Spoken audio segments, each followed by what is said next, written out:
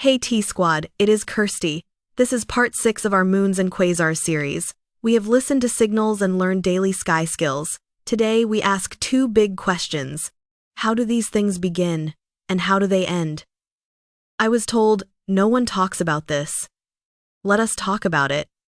Moons have 3 classic origin stories. Story 1. Grow up beside. A young planet and a disk of dust and gas make a family together, like the big moons of Jupiter that formed in the same nursery as the planet. Story 2. Capture. A small world passes close, and the planet steals it, which explains many of the tiny far-out moons on tilted paths. Story 3. Smash and remake. A large impact throws material off a planet, and that rubble gathers into a new world. The leading idea for our moon is this third story, because the chemistry and the motion match the clues. These 3 paths explain why some moons are smooth and round while others are small and lumpy. Space is creative and loves to mix methods. Moons matter to their homes. Our moon steadies Earth's tilt, so seasons do not swing too wildly. On other worlds, tides inside the crust make heat. That is why Io erupts like a fireworks show, and why Enceladus can keep a hidden ocean under ice. A good moon can be a power source, a timekeeper, and a climate helper. Quasars begin when a giant black hole gets a steady meal.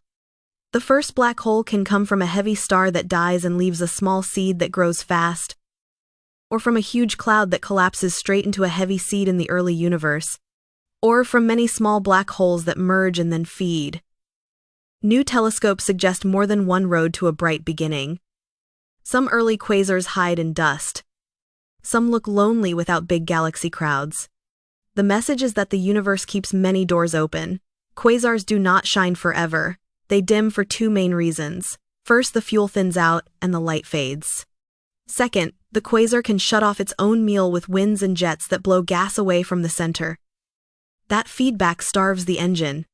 The galaxy rests and new stars slow down, like a storm that clears the kitchen and then the lights go calm. Moons also change with time.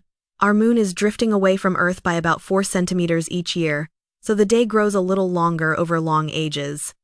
Phobos, the inner moon of Mars, is falling inward and will break into a ring in the far future. Small, irregular moons around the giant planets get nudged and sometimes collide, making fresh fragments.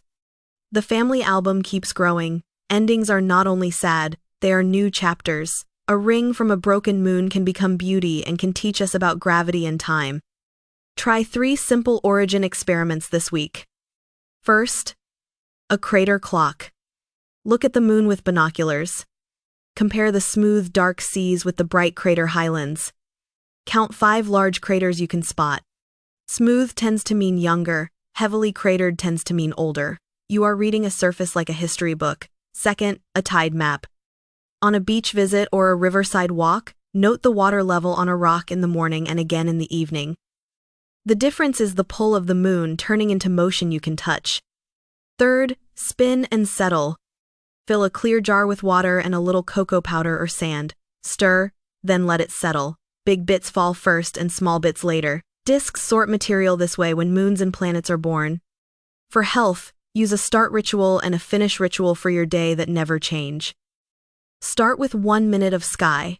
Step outside, feel the air, and name the moon phase if you can. Finish with 1 page of notes. Write 1 thing you saw in the sky and 1 thing you felt in your body. Tiny, repeatable, and kind. That rhythm is how humans grow. Quick listener questions. Is the moon really leaving us? Yes, a little at a time, about 4 centimeters each year. It is slow and not a worry, but it teaches us that orbits evolve. Can a quasar turn back on? Yes. If fresh gas flows in, a quiet black hole can flare again. Galaxies live long lives with many chapters.